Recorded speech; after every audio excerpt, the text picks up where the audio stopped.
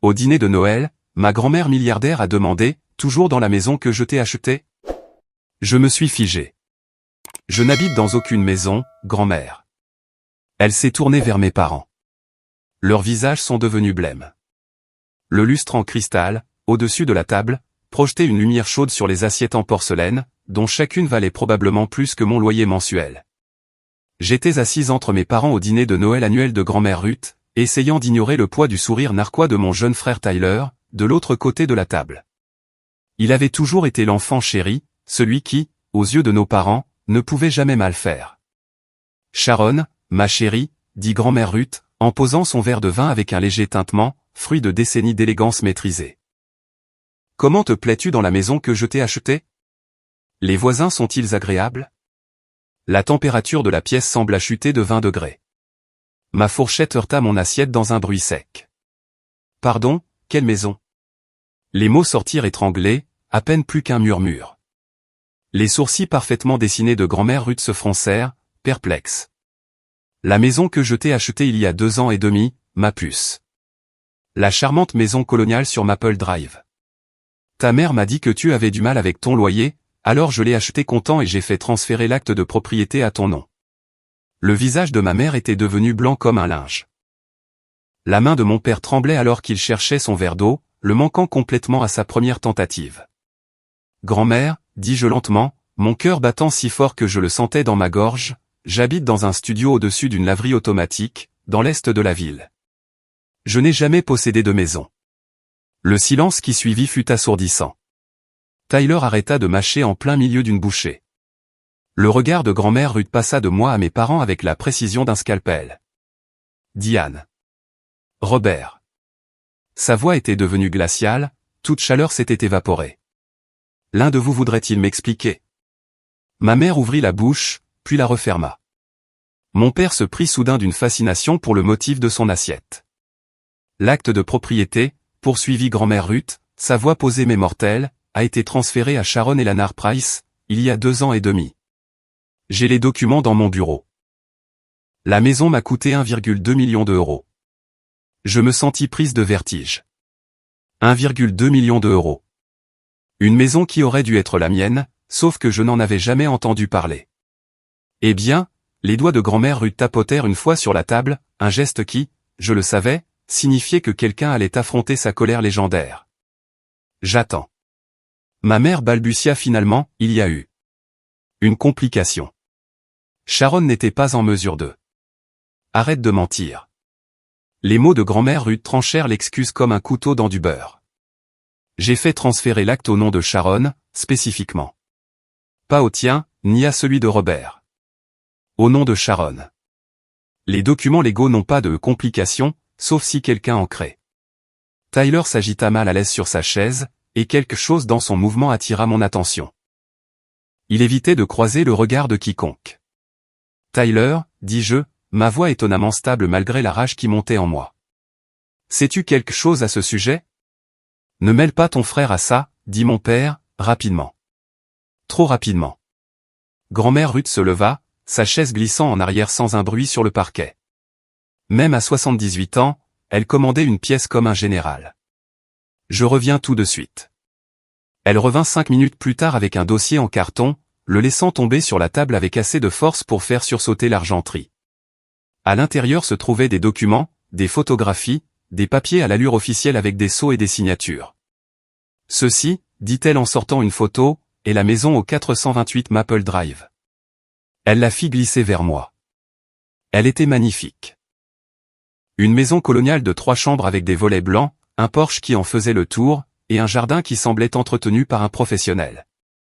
C'était tout ce que j'avais toujours rêvé de posséder.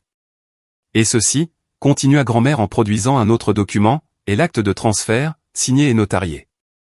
Sharon Eleanor Price, propriétaire, en date du 15 décembre, il y a 2 ans et demi.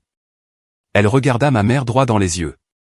Le jour même où tu m'as appelé, en pleurant, pour me dire que Sharon était sur le point d'être expulsée et qu'elle avait désespérément besoin d'aide. J'étais sur le point d'être expulsé, dis-je, hébété, de mon appartement. J'ai appelé maman et papa à l'aide, et ils ont dit qu'ils n'avaient pas l'argent. J'avais 26 ans à l'époque, je cumulais 2 emplois et je survivais à peine, parce qu'ils économisaient pour le mariage de Tyler. J'ai ajouté. Un mariage que, dit froidement grand-mère Ruth en sortant un autre document, j'ai également financé, selon mes archives, à hauteur de 89 000 €. Le visage de Tyler devint rouge vif. Grand-mère, ce n'est pas ce qui n'est pas juste, c'est que je soulève ce point au dîner de Noël? Tu as tout à fait raison. Ce qui n'est pas juste, c'est que j'ai acheté une maison à ta sœur et qu'elle ne l'a jamais reçue. Ma mère fondit en larmes.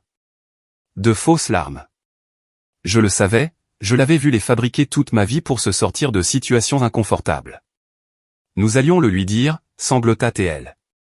C'est juste que Tyler avait besoin d'un endroit où loger après l'université, et le moment était parfait, et nous pensions.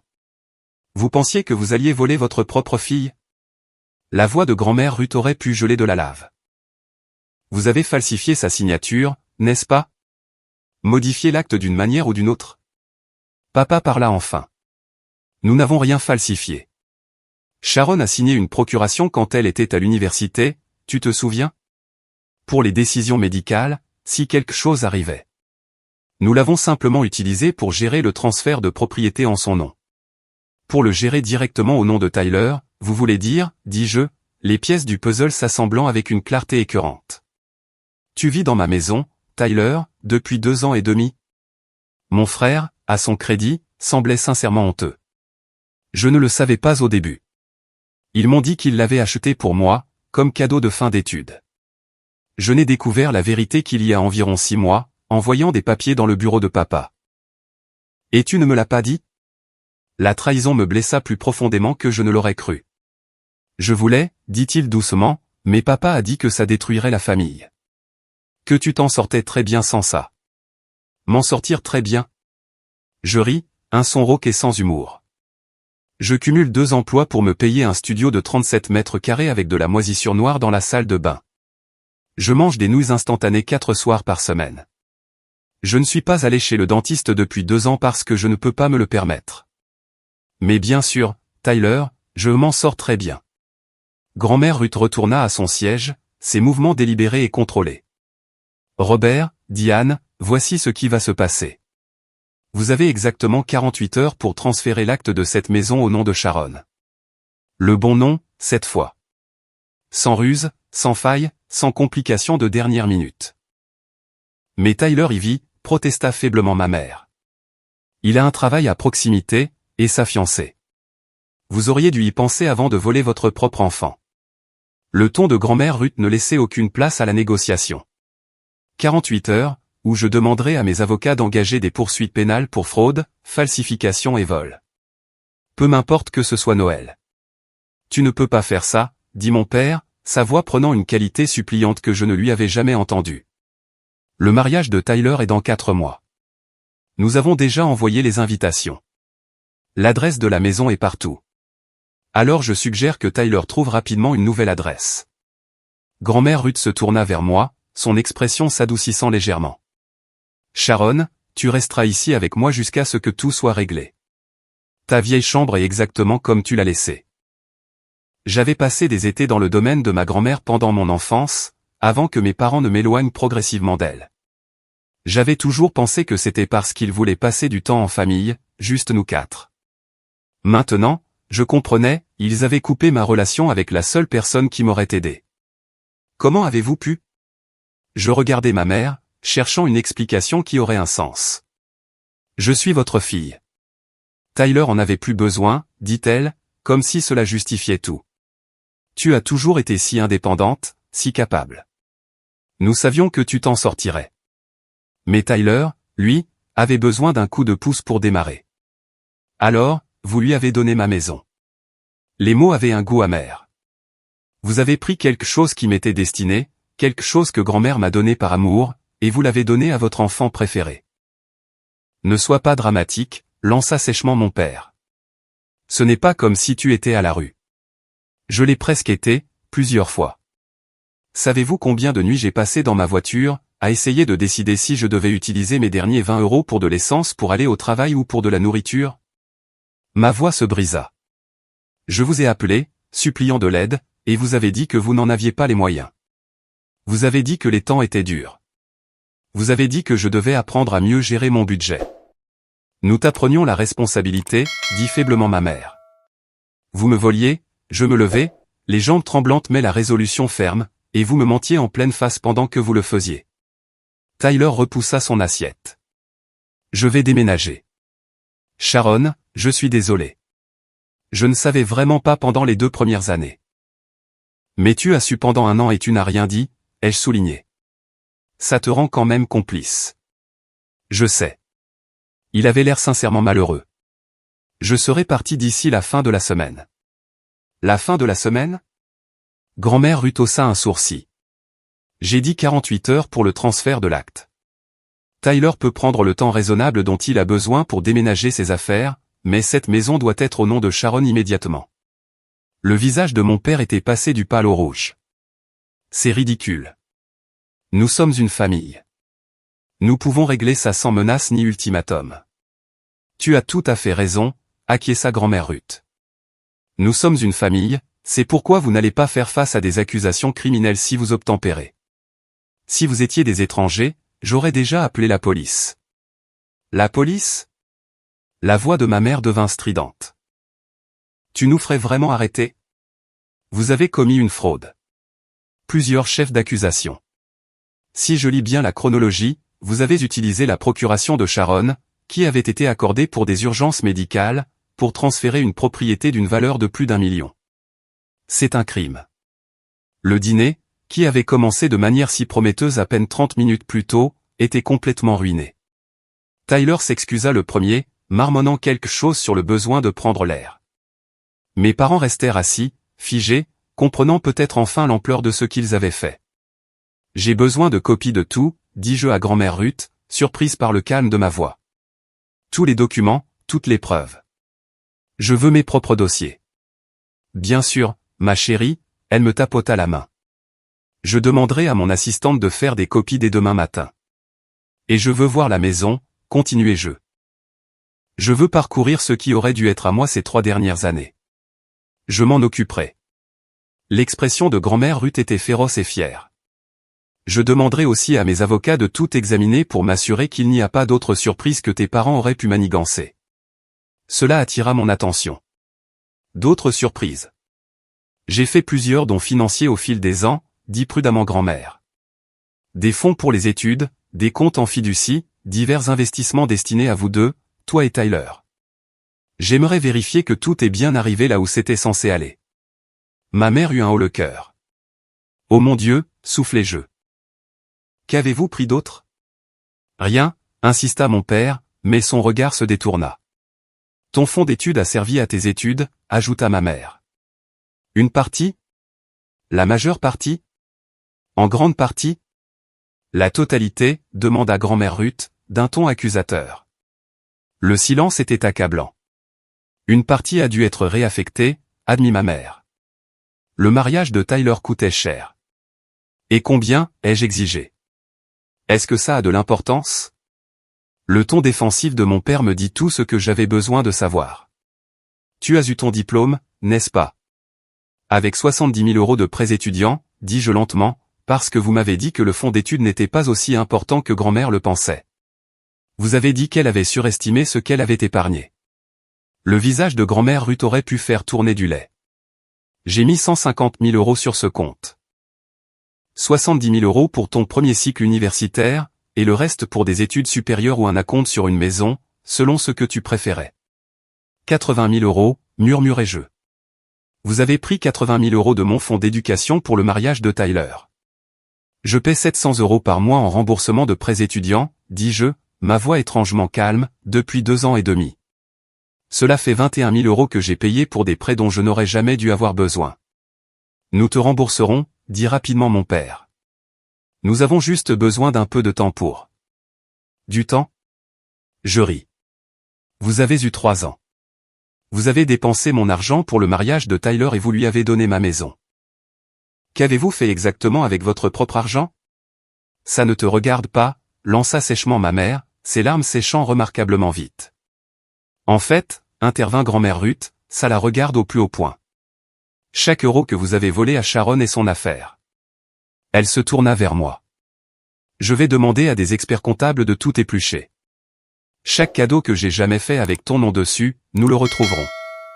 Au cours des 2 jours suivants, l'enquête se déroula comme un cauchemar. L'équipe d'avocats et de comptables de Grand-Mère Ruth travailla avec une efficacité effrayante. Ils découvrirent qu'en plus de la maison et du fonds d'études, mes parents avaient également encaissé une obligation d'épargne d'une valeur de 20 000 € que grand-mère avait achetée pour mon 16e anniversaire, utilisant l'argent pour rénover leur propre cuisine. Détourner un compte en fiducie censé être débloqué à mon 28e anniversaire, d'une valeur d'environ 60 000 €, au nom de Tyler. Vendu des actions que grand-mère avait achetées à mon nom, d'une valeur d'environ 40 000 €, en prétendant qu'il gérait mon portefeuille. Le total s'élevait à environ 420 000 €. Près d'un demi-million d'euros, volés par mes propres parents, sur une période de 15 ans. J'étais assise dans le bureau de grand-mère Ruth, le soir du 2e jour. Les documents étaient étalés sur le bureau en acajou, et je me sentais complètement anesthésié. J'avais 28 ans, et près d'un demi-million d'euros m'avaient été volés au cours de toute ma vie. Je me suis toujours demandé pourquoi il semblait m'en vouloir, dis-je doucement. Pourquoi rien de ce que je faisais n'était jamais assez bien? Pourquoi Tyler ne pouvait rien faire de mal, alors que moi, j'étais toujours critiqué? La culpabilité, dit grand-mère Ruth en se servant un scotch. Il savait que ce qu'il faisait était mal. Il est plus facile de justifier le vol auprès de quelqu'un si on se convainc que de toute façon, cette personne ne le mérite pas. Est-ce qu'ils m'ont déjà aimé? La question sortit plus petite que je ne l'avais prévu. À leur manière tordue, peut-être. Grand-mère s'installa dans le fauteuil en face de moi. Mais ils aimaient l'argent et le statut social bien plus. Le mariage de Tyler a impressionné leurs amis. Cette maison que je t'ai achetée. Ils l'ont probablement vue comme un gâchis pour une fille qu'ils avaient jugée trop indépendante pour avoir besoin d'aide. J'avais besoin d'aide. Ma voix se brisa. J'ai eu besoin de tellement de fois. Je sais, ma chérie. Pourquoi n'as-tu pas pris de mes nouvelles? Pourquoi ne m'as-tu pas rendu visite ou appelé? Je me posais cette question depuis des années. L'expression de grand-mère Ruth devint douloureuse. Ils m'ont dit que tu avais demandé de l'espace, que tu étais en colère pour quelque chose et que tu ne voulais pas me voir. Ta mère a dit que tu appellerais quand tu serais prête à te réconcilier. J'ai respecté ce que je pensais être tes souhaits. Je n'ai jamais dit ça. Je t'ai appelé 2 fois ces dernières années, mais ta gouvernante a dit que tu étais occupé et que tu rappellerais. Tu ne l'as jamais fait. Je n'ai jamais reçu ces messages. Les mains de grand-mère Ruth se crispèrent sur son verre. Je parie que Diane les a interceptés d'une manière ou d'une autre. Elle savait que je découvrirais la vérité si nous parlions. Tout s'emboîta. L'isolement progressif, les relations rompues, le mépris constant de mes difficultés. Mes parents m'avaient systématiquement coupé de la seule personne ayant les ressources et la volonté de m'aider, tout en me volant pour financer le style de vie de leur enfant chéri. Le 3e jour, Tyler déménagea de la maison de Maple Drive. Je me tenais dans l'allée avec grand-mère Ruth, regardant les déménageurs charger les meubles dans les camions. Une partie de ces affaires est probablement à moi, dit Tyler maladroitement. De la maison. Je les ai achetées, en pensant que c'était chez moi. Garde-les, dis-je. Je ne veux rien qui me rappelle tout ça. Il hocha la tête, l'air misérable. Pour ce que ça vaut, je suis vraiment désolé. J'aurais dû dire quelque chose quand je l'ai découvert. Oui, tu aurais dû. Je n'étais pas prête à lui pardonner, et je ne savais pas si je le serais un jour. La vérité, c'est que la trahison de Tyler me faisait presque aussi mal que celle de mes parents. Nous avions été proches, enfants, ou du moins c'est ce que je pensais. Je me souvenais de lui avoir appris à faire du vélo quand il avait 6 ans, de veiller tard pour l'aider avec ses devoirs d'algèbre au lycée, de le défendre quand les autres enfants se moquaient de son bégaiement. Tous ces souvenirs me semblaient souillés, maintenant, recolorés par la certitude qu'il avait choisi le confort plutôt que l'honnêteté quand cela comptait le plus. As-tu déjà pensé à moi, ai-je demandé soudainement. Quand tu vivais ici, que tu organisais des fêtes, que tu dormais dans la chambre principale. T'es-tu déjà demandé comment j'allais, dans cet appartement avec un chauffage cassé et des cafards? Tyler tressaillit. J'essayais de ne pas y penser. C'est honnête, au moins. Je croisais les bras.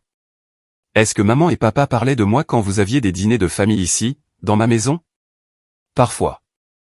Il se balança d'un pied sur l'autre, clairement mal à l'aise. Maman disait que tu étais trop fier pour accepter de l'aide. Papa disait que tu devais apprendre l'autonomie. Il donnait l'impression que tu étais têtu, comme si tu choisissais de te débattre. Et tu les as crus? Je voulais les croire, admit Tyler. C'était plus facile que d'admettre que toute ma vie était bâtie sur un vol. Un des déménageurs l'appela au sujet d'une étagère. Tyler s'excusa, me laissant seul dans l'allée d'une vie qui aurait dû être la mienne 3 ans plus tôt. Grand-mère Ruth me rejoignit, posant une main douce sur mon épaule. Tu gères ça avec une grâce remarquable. Je ne me sens pas gracieuse, avouai-je. Je me sens en colère, trahi, et comme si je ne savais plus qui est qui. Ces sentiments sont légitimes. Elle me serra l'épaule. Tes parents t'ont élevé pour que tu doutes de toi-même, pour que tu penses que tu étais le problème. Il faudra du temps pour défaire cette programmation. Elle avait raison. Même maintenant, une partie de moi se demandait si je n'exagérais pas, si je ne devais pas simplement pardonner et passer à autre chose comme il le voulait. Des années de manipulation psychologique avaient laissé des traces. Je ne cesse de penser à toutes les fois où je les ai appelés, dis-je doucement. Quand ma voiture est tombée en panne et que j'avais besoin qu'on me conduise au travail. Quand je suis tombé malade et que je ne pouvais pas me payer le médecin. Quand mon propriétaire a augmenté le loyer et que je ne savais pas comment j'allais m'en sortir. Chaque fois, ils avaient des excuses. Ils étaient occupés. Ils étaient à court d'argent. Je devais me débrouiller seul. Alors qu'ils étaient assis sur des centaines de milliers d'euros qu'ils t'avaient volés, dit grand-mère Ruth, la voix dure. Je croyais que j'étais le problème. Je pensais que j'étais mauvaise avec l'argent, irresponsable d'une manière ou d'une autre. Je me suis tué au travail pour prouver que je pouvais m'en sortir seul. Les souvenirs étaient physiquement douloureux.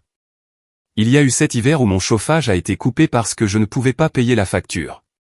J'ai dormi avec 3 couches de vêtements sous toutes les couvertures que je possédais. J'ai attrapé une pneumonie. Quand j'ai appelé maman depuis les urgences, tu sais ce qu'elle a dit? Quoi? Elle a dit que j'aurais dû m'habiller plus chaudement, que je devais mieux prendre soin de moi. Je ris amèrement. J'étais à l'hôpital avec une fièvre de 40 degrés, et elle a fait comme si c'était de ma faute, que j'avais été négligente. Pendant que Tyler vivait dans une maison avec le chauffage central, dit grand-mère Ruth, une maison qui était légalement la tienne. Comment pardonner une chose pareille? La question n'était pas rhétorique. Je voulais vraiment savoir. Je ne pense pas qu'on le puisse, dit grand-mère après un moment. Certaines choses sont impardonnables. La question n'est pas de savoir si tu leur pardonnes. C'est de savoir si tu peux te construire une belle vie malgré ce qu'ils ont fait. Tyler sortit de la maison, portant une boîte d'albums photos. Il s'arrêta en nous voyant, puis s'approcha. Il y a des photos de nous tous ici, dit-il. Des photos de famille. Je n'étais pas sûr si tu en voudrais des copies. J'y ai pensé. Des photos de Noël et d'anniversaire, de vacances et de remise de diplômes. Tout cela n'était que mensonge, maintenant. Des moments figés dans le temps, avant que je ne connaisse la vérité. Garde-les, dis-je. Ces gens n'existent plus. Il posa la boîte sur l'allée. Je garde des copies pour moi. Mais ce sont les originaux. Tu devrais les avoir.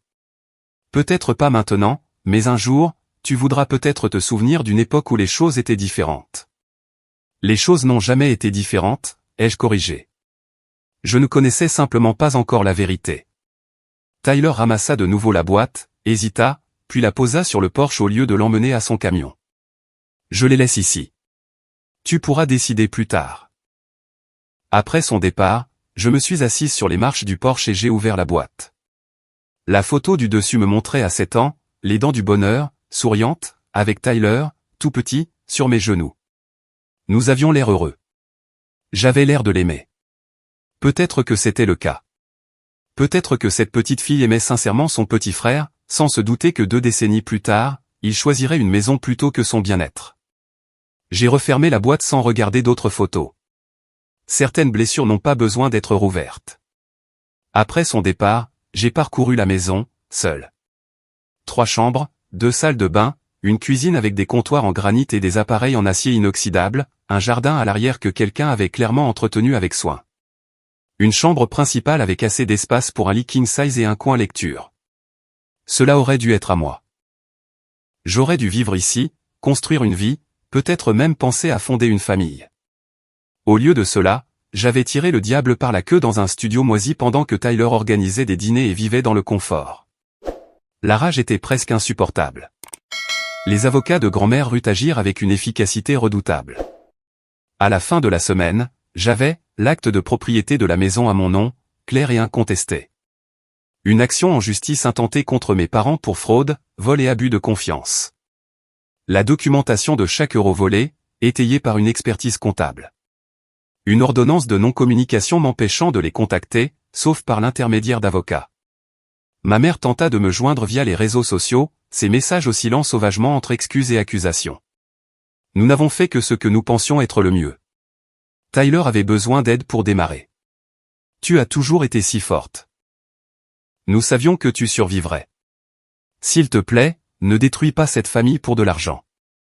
Je l'ai bloqué partout. Papa tenta une approche différente, demandant à sa sœur de m'appeler.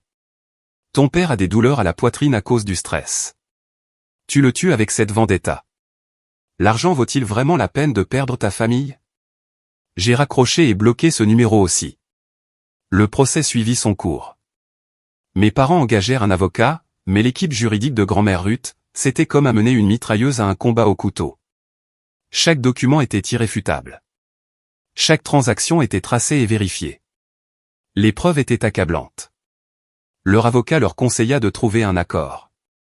Le règlement prit 6 mois à négocier. Finalement, mes parents acceptèrent de payer une restitution de 420 000 euros, plus les intérêts. Rembourser tous mes prêts étudiants. Faire une déclaration publique reconnaissant leur fraude. Renoncer à toute prétention future sur la succession de grand-mère Ruth. Les négociations elles-mêmes furent brutales. L'avocat de mes parents n'arrêtait pas de me dépeindre comme vindicative et avide, suggérant que les conflits familiaux devraient être réglés en privé. L'avocate de grand-mère Ruth, une femme requin nommée Catherine Mills, détruisait chaque argument avec précision. Vos clients ont commis une fraude, dit Catherine lors d'une réunion particulièrement tendue. Ils ont volé leur fille à plusieurs reprises pendant 15 ans. La seule raison pour laquelle nous proposons un règlement, c'est que Madame Ruth préférerait ne pas voir sa fille et son gendre en prison. Mais ne vous y trompez pas, nous avons des motifs de poursuite pénale. Mes parents étaient assis de l'autre côté de la table de conférence, paraissant plus petits que je ne les avais jamais vus. Maman avait visiblement vieilli depuis Noël. De nouvelles rides autour de sa bouche et de ses yeux. Les cheveux de papa étaient devenus presque entièrement gris. Nous avons fait des erreurs, dit leur avocat. Mais cela a toujours été conçu comme une affaire de famille, une réaffectation interne des ressources. Il n'y avait pas d'intention criminelle. Pas d'intention criminelle. Catherine sortit un document. Voici une procuration signée par Sharon quand elle avait 19 ans, spécifiquement pour les urgences médicales. Vos clients l'ont utilisé pour transférer une propriété d'une valeur de plus d'1 million d'euros. Ce n'est pas une erreur. C'est une fraude préméditée. Nous aidions nos 2 enfants, dit maman, la voix tremblante. Tyler avait aussi besoin de soutien. Alors vous auriez dû utiliser votre propre argent, répondit froidement Catherine. Pas de l'argent que Madame Ruth avait spécifiquement désigné pour Sharon. Je suis resté assise en silence pendant ces réunions, observant principalement mes parents tenter de justifier l'injustifiable. Parfois, j'avais pitié d'eux, en voyant à quel point ils semblaient désespérés et effrayés. Puis je me souvenais des cafards dans mon vieil appartement, des nuits où j'étais allé me coucher le ventre vide pour économiser de l'argent, de l'humiliation de voir ma carte de crédit refusée à l'épicerie alors qu'ils étaient assis sur une fortune qu'ils m'avaient volée. La pitié ne durait jamais longtemps. Lors d'une séance, leur avocat tenta une autre approche. Sharon, vous comprenez sûrement que vos parents ont pris ces décisions par amour. Ils voulaient donner à Tyler un bon départ dans la vie. À mes dépens, dis-je. Ils n'ont pas donné à Tyler un bon départ. Ils ont volé le mien et le lui ont donné à la place. Mais vous vous en êtes bien sorti, insista l'avocat. Vous êtes clairement capable et résiliente. Peut-être que vos parents ont reconnu que vous n'aviez pas besoin d'autant d'aide. Catherine frappa la main sur la table. Ne terminez pas cette phrase. La résilience de ma cliente, bien qu'elle ait été volée par ses parents, n'est pas une justification pour le vol. Au contraire, c'est la preuve de tout ce qu'elle aurait pu accomplir si elle avait eu les ressources qui lui revenaient de droit. L'avocat recula, mais je le vis prendre des notes, prévoyant d'utiliser ma réussite contre moi pour arguer que je n'avais pas été lésé par leurs actions. Je veux dire quelque chose, annonçai-je, surprenant tout le monde, y compris moi-même. La pièce devint silencieuse. Vous n'arrêtez pas d'agir comme si c'était une question d'argent, dis-je. Ce n'est pas le cas. C'est une question de confiance, de famille, et de chaque mensonge que vous m'avez raconté pendant des années. Je regardai ma mère droit dans les yeux. Quand j'avais 23 ans, je t'ai appelé en pleurant parce qu'on m'avait cambriolé. Quelqu'un est entré dans mon appartement et a pris mon ordinateur portable, mon téléphone, les 200 € que j'avais économisés pour le loyer. Tu te souviens de ce que tu as dit? Le visage de maman se décomposa. Elle s'en souvenait. Tu as dit que ces choses arrivent et que je devais faire plus attention à fermer mes portes à clé. Tu as dit que tu ne pouvais pas m'aider financièrement parce que vous veniez de payer les réparations de la voiture de Tyler. Ma voix était posée, factuelle. Mais ce que tu ne m'as pas dit, c'est que tu avais accès à un fonds en fiducie d'une valeur de 60 000 €. De l'argent qui était à moi. De l'argent que tu as fini par voler. Sharon, commença maman. Je n'ai pas fini. Je me tournai vers mon père. Quand j'avais 25 ans, j'ai reçu une offre d'emploi dans une autre ville. Meilleur salaire, meilleures opportunités, mais je ne pouvais pas l'accepter parce que je n'avais pas d'argent pour la caution d'un nouvel appartement ou les frais de déménagement. Je t'ai appelé pour te demander si je pouvais emprunter 1 000 €, juste un prêt. J'ai promis de le rembourser dans les 3 mois. Papa n'osa pas croiser mon regard. Tu m'as dit que tu ne les avais pas. Tu as dit que l'argent était rare et que je devrais essayer de m'arranger avec mon travail actuel. Alors, je suis resté dans un poste sans avenir pendant 2 ans de plus, regardant cette opportunité aller à quelqu'un d'autre. Je fis une pause. Mais vous n'étiez pas à court d'argent. Vous veniez d'utiliser 80 000 € de mon fonds d'études pour payer le mariage de Tyler. La pièce était silencieuse, à l'exception du bourdonnement de la climatisation. Voilà de quoi il s'agit, continuai-je. Chaque fois que j'ai eu besoin d'aide, chaque fois que j'ai lutté, vous aviez les moyens de m'aider, et vous avez choisi de ne pas le faire. Vous n'avez pas seulement volé mon argent. Vous avez volé des années de ma vie, des opportunités, ma sécurité. Vous avez volé ma capacité à faire confiance aux personnes qui étaient censées m'aimer le plus. Ma mère pleurait ouvertement maintenant, mais je ne ressentais rien. Alors, quand vous essayez de présenter cela comme un conflit familial ou un simple malentendu, souvenez-vous que vous n'avez pas simplement fait une erreur. Vous avez fait des centaines de choix, encore et encore, pour me laisser souffrir pendant que vous enrichissiez mon frère avec de l'argent volé. Leur avocat n'eut aucune réponse à cela. Mes parents non plus. Le règlement fut finalisé 2 semaines plus tard. Ma mère pleura pendant toute la signature. Papa resta assis, le visage de pierre, signant où on lui indiquait sans un mot. Merci. J'espère que tu es heureuse, siffla maman alors que nous quittions le bureau de l'avocat. Tu as détruit cette famille. Non, dis-je calmement. Vous l'avez détruite quand vous m'avez volé. Je m'assure juste que tout le monde sache ce que vous avez fait. La déclaration publique fit des vagues dans leur cercle social. Tous ces amis qu'ils avaient essayé d'impressionner avec le mariage coûteux de Tyler, ils apprirent que le mariage avait été financé avec de l'argent volé à la sœur de la mariée. La honte fut exquise. Le mariage de Tyler fut reporté lorsque les parents de sa fiancée découvrirent la vérité, environ 2 semaines après que le règlement fut rendu public.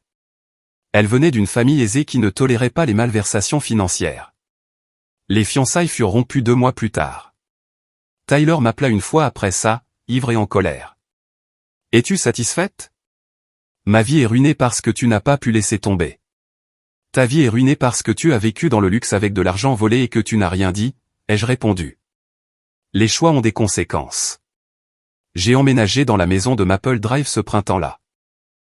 Grand-mère Ruth m'aida à la meubler, insistant sur le fait que je méritais de repartir à zéro avec mes propres affaires, pas les restes de Tyler. La première nuit dans la maison, je n'ai pas pu dormir. J'ai erré de pièce en pièce, passant mes mains sur des murs qui auraient dû m'être familiers mais qui me semblaient étrangers. C'était à moi, légalement. À moi de droit, mais c'était comme porter les vêtements de quelqu'un d'autre. Je me suis retrouvé dans la chambre principale, à regarder l'espace vide où se trouvait le lit de Tyler. Le tapis montrait les empreintes des meubles qui étaient restés là pendant 3 ans. 3 ans où il avait dormi ici, se réveillant avec la lumière du soleil à travers des fenêtres qui donnaient sur mon jardin, vivant la vie qui aurait dû être la mienne. La colère m'a frappé si fort que j'ai dû m'asseoir par terre. J'avais tenu bon pendant les procès et les négociations, en restant calme, rationnel et contrôlé. Mais seul dans cette maison vide, tout s'est effondré sur moi d'un coup. J'ai pleuré plus fort que je ne l'avais fait depuis mon enfance. De grands sanglots haletants qui me laissaient sans souffle. Comment avait-il pu faire ça? Comment les personnes qui m'avaient élevé, qui prétendaient m'aimer, avaient-elles pu me voler si systématiquement? Chaque carte d'anniversaire avec amour, maman et papa écrit à l'intérieur avait été un mensonge. Chaque appel téléphonique pendant les fêtes pour me demander comment j'allais avait été une performance. Ils savaient exactement comment j'allais, car ils avaient orchestré mes difficultés. J'ai sorti mon téléphone et j'ai fait défiler d'anciens messages. Il y en avait un d'il y a 2 ans, envoyé à 23 heures, « Maman, ma voiture est tombée en panne sur l'autoroute. La dépanneuse va la remorquer, mais le mécanicien dit qu'il y en a pour 800 € de réparation. Je ne les ai pas, peux-tu m'aider? Je te rembourserai. » Sa réponse, « Désolé, ma chérie. Papa et moi sommes à sec ce mois-ci. Essaie peut-être de demander une avance à ton patron. » J'avais fini par prendre un prêt sur salaire avec un taux d'intérêt prédateur, ce qui m'avait plongé dans des mois de stress financier. Pendant ce temps, mes parents étaient assis sur de l'argent qu'ils m'avaient volé. Un autre message, d'il y a 3 ans, « Maman, j'ai été accepté à ce programme de certification professionnelle dont je t'avais parlé. Ça coûte 3 000 €, mais ça aiderait vraiment ma carrière. Y a-t-il une chance que tu puisses me prêter la moitié? J'ai économisé le reste. » Sa réponse, « C'est merveilleux, ma chérie, mais nous ne pouvons vraiment pas nous permettre ça en ce moment. C'est peut-être un signe qu'il faut te concentrer sur ce que tu as plutôt que de viser plus haut. » J'avais perdu cette opportunité. Quelqu'un d'autre dans ma promotion avait obtenu la certification et avait été promu 6 mois plus tard à un poste que je voulais, tout ça pour 3 000 €. Alors que mes parents avaient des centaines de milliers qu'ils m'avaient pris. Le téléphone glissa de mes mains. Je m'allongeai sur le tapis, dans les empreintes laissées par les meubles de mon frère, et je fixai le plafond. Grand-mère Ruth me trouva là 1 heure plus tard. Elle était entrée avec un double des clés, inquiète de ne pas avoir eu de réponse à son appel du soir.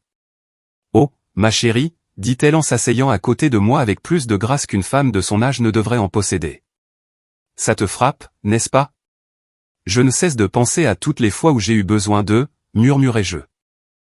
Toutes les fois où j'ai supplié de l'aide et où ils ont dit non. Ils m'ont regardé me débattre et n'ont rien fait. Ils ont fait pire que rien, dit doucement grand-mère Ruth. Ils t'ont activement empêché d'obtenir de l'aide en te coupant de moi.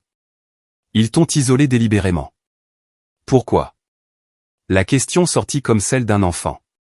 Pourquoi me détestait-il autant? Ils ne te détestaient pas, ma chérie. Ils aimaient simplement plus Tyler. Elle écarta mes cheveux de mon visage. Certains parents ont des favoris. C'est laid, injuste, et ça nuit à tout le monde. Mais c'est la vérité. N'étais-je pas assez bien? Ma voix se brisa. Ai-je fait quelque chose de mal? Tu n'as rien fait de mal. Tu es né en 2e. Et pour certains types de parents, c'est suffisant pour déterminer ta valeur. La voix de grand-mère Ruth était ferme. Ta mère a toujours mal supporté que je réussisse financièrement alors qu'elle luttait. Je pense qu'elle te voyait comme une extension de moi, indépendante et capable. Tyler lui rappelait elle-même, ayant besoin de soutien et de validation. Elle a tout misé sur lui parce qu'elle essayait en réalité de se sauver elle-même. Ce n'est pas juste pour moi. Non, ça ne l'est pas. Rien de tout cela n'est juste pour toi. Elle m'aida à m'asseoir. Mais tu dois comprendre que leurs choix disent tous deux, et rien de ta valeur en tant que personne. Au cours des semaines suivantes, grand-mère Ruth m'aida à m'approprier la maison. Nous avons peint les murs avec des couleurs que j'avais toujours aimées mais que je n'avais jamais pu me permettre. Nous avons accroché des œuvres d'art que j'avais admirées dans des galeries mais que je pensais ne jamais posséder. Nous avons planté un jardin qui était entièrement le mien, choisi pour la beauté et la joie plutôt que pour le côté pratique. Elle a également insisté pour que je voie un thérapeute. Les dommages émotionnels d'une telle trahison ne guérissent pas d'eux-mêmes, dit-elle fermement. Tu as besoin d'une aide professionnelle pour surmonter cela. Le docteur Sarah Brennan était spécialisée dans les traumatismes familiaux et les abus financiers. Lors de notre première séance, j'ai passé 45 minutes à énumérer tout ce que mes parents avaient fait. Elle prenait des notes sans m'interrompre, son expression neutre mais bienveillante. Ce que vous décrivez est un narcissisme parental sévère combiné à une exploitation financière, dit-elle quand j'eus fini. Vos parents vous ont utilisé comme une ressource pour favoriser leur enfant chéri. La manipulation psychologique et l'isolement étaient des outils pour maintenir le contrôle. Est-ce normal de les aimer encore, ai-je demandé. Parfaitement normal, m'assura le docteur Brennan. Vous n'avez pas cessé d'aimer vos parents. Vous avez cessé de croire au fantasme de ce que vous pensiez qu'ils étaient. Ce sont deux choses différentes. La thérapie a aidé. Lentement, douloureusement, j'ai commencé à démêler le réseau de mensonges et de manipulation. J'ai commencé à reconnaître des schémas de mon enfance, des moments que j'avais ignorés ou oubliés qui prenaient soudain un sens terrible dans leur contexte. Comme cette fois, au lycée, où j'avais gagné un concours de bourse. J'étais si fier, courant à la maison pour le dire à mes parents. Maman avait semblé contente au début, puis avait mentionné que Tyler avait des difficultés avec ses notes et avait besoin d'un tuteur qu'il ne pouvait pas se permettre. La conversation s'était terminée, d'une manière ou d'une autre, avec moi me sentant coupable de réussir alors que mon frère luttait. Ou quand j'avais eu mon premier travail à 16 ans et que je leur avais fièrement montré mon premier chèque de paie. Papa avait immédiatement suggéré que je contribue aux dépenses du ménage puisque je gagnais de l'argent maintenant. J'avais donné la moitié de mon salaire chaque semaine pendant 2 ans, pensant être responsable. Tyler n'a jamais eu à contribuer d'un centime. Le schéma était clair une fois que je savais où regarder. Tout ce qui m'arrivait de bien était recadré comme n'étant soit pas si spécial, soit comme quelque chose qui devrait profiter à Tyler. Mes réussites étaient minimisées, mes difficultés étaient de ma faute. Les réussites de Tyler étaient célébrées, ses difficultés nécessitaient le soutien de la famille. Le jardin devint mon sanctuaire. Je n'avais jamais eu d'espace pour cultiver quoi que ce soit auparavant, et j'ai découvert que j'avais un talent pour ça. Tomates, herbes, fleurs qui éclataient en émeutes de couleurs. Chaque graine que je plantais me donnait l'impression de récupérer quelque chose qui m'avait été pris. Mes parents ont tenté de se réconcilier environ 1 an après mon emménagement, soit 18 mois après ce dîner de Noël. Ils se sont présentés à ma porte sans prévenir, l'air pluvieux et usé. Nous sommes désolés, dit sèchement mon père. Nous avons fait des erreurs, mais nous sommes toujours tes parents. Ne pouvons-nous pas passer à autre chose? Je les ai regardés, debout sur mon porche, le porche de la maison qu'ils m'avaient volé, et je n'ai ressenti que de la fatigue. Vous n'êtes pas désolé de l'avoir fait, dis-je. Vous êtes désolé de vous être fait prendre. Il y a une différence. Sharon, s'il te plaît. Maman tendit la main vers moi et je reculai. Vous m'avez volé. Vous m'avez menti. Vous m'avez isolé de grand-mère. Vous m'avez laissé lutter et souffrir pendant que Tyler vivait dans le confort. Vous avez pris chaque opportunité que grand-mère m'a donnée et vous la lui avez offerte à la place. Je secouai la tête. Ce ne sont pas des erreurs. Ce sont des choix. Des années de choix délibérés pour me faire du mal. Nous sommes toujours une famille, insista papa. Non, dis-je fermement. Nous sommes liés par le sang. Mais une famille ne se vole pas. Une famille ne ment pas, ne manipule pas, ne pratique pas la manipulation psychologique. Vous êtes des étrangers qui partagent mon ADN. Rien de plus. Je leur ai fermé la porte au nez. À travers la fenêtre, je les ai regardés rester là un long moment avant de finalement partir. C'était la dernière fois que je les voyais en personne. Grand-mère eût vécu encore 4 ans après que tout fut révélé. Pendant ce temps, nous avons reconstruit la relation que mes parents avaient tenté de détruire. Elle m'a appris les investissements et les affaires, à partager des histoires de famille que je n'avais jamais entendues, et m'a traité comme la petite fille dont elle avait toujours voulu être proche. À sa mort, elle me laissa toute sa succession, 53 millions d'euros, plus des biens immobiliers et des investissements. Son testament précisait que mes parents et Tyler avaient déjà reçu leur héritage sous la forme de l'argent qu'ils m'avaient volé, et qu'ils n'avaient droit à rien de plus. Ils ont contesté le testament, bien sûr. L'affaire fut classée en moins d'1 mois. Le jugement du juge fut particulièrement cinglant à l'égard de parents qui frauderaient leur propre enfant. J'ai utilisé une partie de l'héritage pour créer une fondation aidant les jeunes femmes victimes d'abus financiers de la part de leur famille. C'est incroyable le nombre d'histoires comme la mienne qui existent. Combien de filles ont été volées pour financer des fils enfants chéris? Combien de jeunes femmes luttent en silence pendant que leur famille vit confortablement sur de l'argent volé? La fondation a aidé plus de 3000 femmes au cours des 7 dernières années, aide juridique, conseil financier, aide au logement, financement des études, tout ce que j'aurais aimé avoir pendant ces années de lutte solitaire. Tyler m'a contacté quand j'ai eu 36 ans. Il était devenu sobre, disait-il. Avait fait amende honorable, surmonté sa culpabilité. Il voulait s'excuser correctement, pas pour obtenir le pardon, juste pour reconnaître le mal qu'il avait fait. Nous nous sommes rencontrés pour un café. Il avait l'air différent, plus humble en quelque sorte. J'ai été un lâche, dit-il. Je savais que c'était mal, et je n'ai rien dit parce que j'étais à l'aise. J'ai profité d'un vol et je l'ai justifié en me disant que je ne savais pas au début. Tu as su pendant 1 an, lui ai-je rappelé. C'est vrai, hocha-t-il la tête.